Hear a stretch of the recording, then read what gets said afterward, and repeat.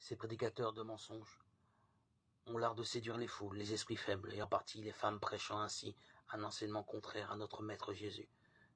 Des foules de femmes vénèrent ces prédicateurs comme des prophètes alors qu'ils pratiquent la magie, tout en douceur.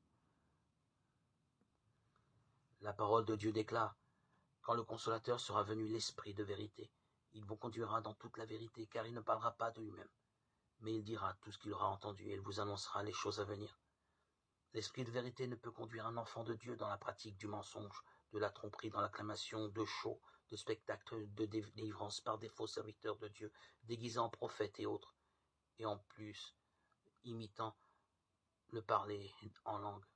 Ces charlatans se moquent de Dieu, se moquent de la vérité et n'ont rien à perdre, car ils ont vendu leur âme pour la richesse et la gloire de l'homme. Ils ont choisi leur maître Satan. Au sein des églises, il y a des faux frères, des fausses sœurs, des agences déléguées dont la mission est d'épier, de faire tomber, si possible, les justes.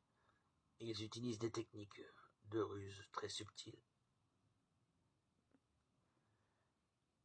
Il y a des rassemblements par milliers où des personnes autour de ces loups, ces imposteurs, osent utiliser le nom de Jésus pour en faire une distraction publique. Et cela avec les applaudissements, les cris de joie de la foule, des orchestrations.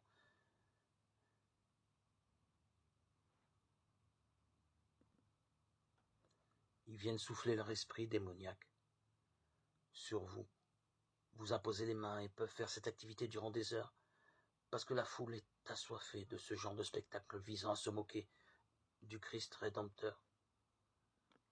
La parole de Dieu nous a mis en garde, alertés contre ces fausses doctrines, et pourtant on trouve encore des milliers d'individus qui ne se lassent pas de courir après de telles ambiances et osent dire: nous avons été bénis